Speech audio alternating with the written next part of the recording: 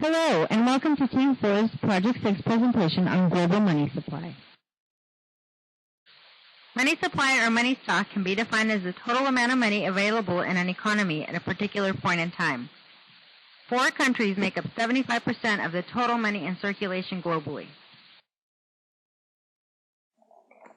Based on data of currency in circulation, it is estimated that global quantities of money are increasing in an accelerating fashion.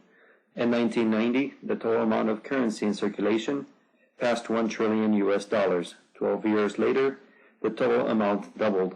Less than 6 years later, in early 2008, the amount doubled again. While there may be a continual lowering of asset prices, the substantial increases to the money supply will lead to continuing higher prices for consumer goods. This can lead to a view that both inflation and deflation are occurring simultaneously. Determining inflation or deflation has primarily been based on the increase or decrease of the money supply. Of the 4 countries that account for the majority of global currency circulation, the US dollar and European Union euro contribute to more than half of this total amount. The history of the United States money supply began in 1913 when the Federal Reserve was established. Starting in 1914, there have been 3 major price inflations. Each of these price inflations have been accompanied by a corresponding increase in the rate of growth of the money supply. An acceleration of the money supply growth in excess of real output growth has consistently produced inflation. Economists explain these movements by changes in price expectations as well as by changes in interest rates that make money holding more or less expensive. For all of the major inflation occurrences, the economy's decline in each downturn was generated by the reduction in the quantity of money. This is especially true for the first major price inflation that occurred during the Great Depression. For the United States, M1 consists of types of money commonly used for payment, such as currency and checking account balances. M2 includes M1, plus balances that generally are similar to transaction accounts and that can be converted readily to M1 with little or no loss of principal. In the past, M3 included M2 plus certain accounts that are held by entities other than individuals and are issued by banks and thrift institutions to augment M2 type balances in meeting credit demands. It also included balances in money market mutual funds held by institutional investors. Since 2006, the U.S. Federal Reserve no longer publishes M3 aggregates. Overall, the amount of U.S. currency in circulation continues to increase. A monetary union is also known as a currency union or a common currency area. It involves multiple countries ceding control over the supply of money to a common authority. The European Union was formally established as a monetary union in 1993. Adjusting the money supply is a common tool for managing overall economic activity in a country. Changes in the money supply also affect the financing of government budgets. Now this sets new limitations on a country's economic policies from giving up the control of a nation's money supply. As of 2007, there are 27 different European countries that are part of the European Union and use the euro currency. Why would a country want to change their currency? There are generally 2 main reasons a country might want to switch to a new currency. The first is tied to cost. The cost of switching to a new system is much higher than for a typically fixed exchange rate regimen, giving people more confidence that the system will last.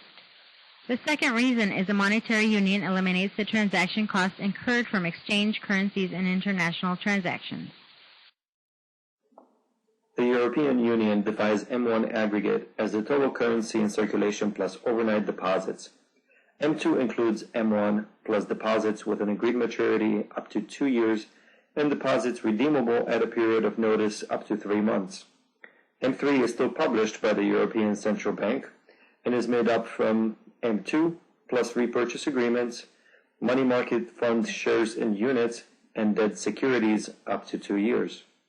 Similar to the United States, the European Union has suffered financial crisis. The amount in bailout and rescue funds is about $1.4 trillion.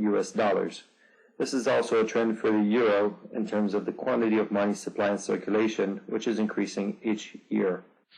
By comparing the growth of M2 aggregates for the dollar and the euro over a decade, it is evident that the euro is increasing in quantities faster than that of the dollar. This can lead to an increase in prices and a loss of purchasing power for customers. which can also be considered inflation. To forecast inflation potential, in the past, the U.S. has used its M2 figures to calculate the likelihood of this happening. This was a fairly effective process in the past until the euro passed the dollar as the largest currency in circulation. Whether or not inflation will now occur is difficult to determine since the money supply is less and less relevant in relation to its control.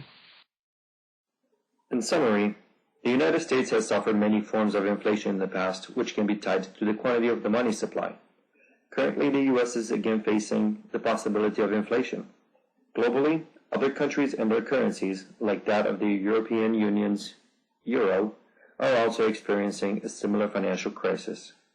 Historically, the U.S. has decreased its money supply to bounce back from these price inflations. The current threat of inflation to the U.S. has been combated with the government buying back Treasury bonds. The hope is that this will stimulate the economy and ward off inflation. This action is a way to buy back debt to fund spending and maintain low interest rates that should keep the rate of inflation low.